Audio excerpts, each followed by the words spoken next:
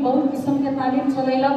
वो तालीम में विशेष सहयोग सहकार्य समन्वय कर लगे हमने पानी से करत तनी आगे बढ़ तो हमके कहते वाला जन बात हिम्मत बढ़ाई के खातिर सिमरौनगढ़ नगरपालिका के खातिर एगो कदर पत्र बाटे सम्मान पत्र बाटे। तो ये सम्मान पत्र दोसल्ला ओड़ा के सम्मान पत्र कदर पत्र वितरण कर देवे खातिर अध्यक्षता कर रहा आयोजक मोनिस्टर लायंस क्लब के अध्यक्ष आदरणीय श्री राम बाबू प्रसाद मेहता जी के हम हार्दिक अनुरोध करेंगे चाहतनी दोसल्ला उपलब्ध करा देवे खातिर साथी लोग के अनुरोध करत एक स्वीकार कर देवे खातिर नगर प्रमुख जी के हम हार्दिक अनुरोध करेंगे चाहतनी एमे निकल बा श्री सिमरौनगढ़ नगरपालिका नगर कार्यपालिका कार्यालय बेलारी सरकार के आर्थिक सहयोग विपरीत नीति आयोग गतिविधि विकास स्रोत केंद्र DDRC वर्षा की साझेदारी में संचालित सुरक्षा आ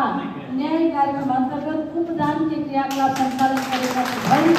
साझेदारी अनुरूप मोनिस्टर लायंस क्लब के समुदाय में विद्यमान हानिकारक मूल्य मान्यता के रूपांतरण करे खातिर आ लैंगिक हिंसा रोकथाम और प्रतिकार्य के खातिर संचालन कयल गेल कार्यक्रम के खातिर आर्थिक सहयोग सहकारी प्रभावकारी समन्वय प्रति हार्दिक आभार व्यक्त करने के बाद तो इसलिए पीपल इन नीड जो बेलारी सरकार के बेलार के संस्था बा संस्था के खातिर भी मदद करते बाटे ये तो साइन हो रहा है ना पता ना वही तरह दिव्य विकास स्रोत केंद्र DDRC सुनील कुमार सर सुरक्षा और न्याय कार्यक्रम परियोजना अधिकृत DDRC वर्षा साथ में गणेश बहादुर ठकुरी परियोजना व्यवस्थापक DDRC वर्षा के खातिर भी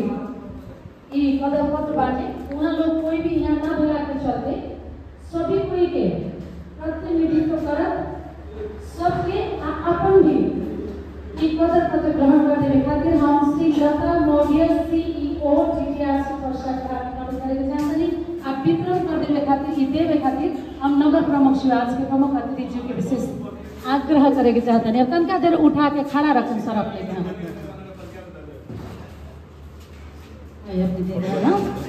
यही तरह मुख्य सर कैमरा दूसरा के जिम्मा लगा दी ये सब एक संस्था को पनि एक जिम्मा नहीं लेना यो वहाँ को अनि अरु PIN टीम DDRC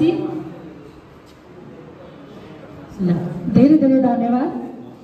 यही तरह मुकेश कुमार महतो सर फोकल पर्सन मोनिस्टर लायंस क्लब वहाँ के भी देवे खातिर गमछा देवे खातिर हम हार्दिक अनुरोध करेंगे।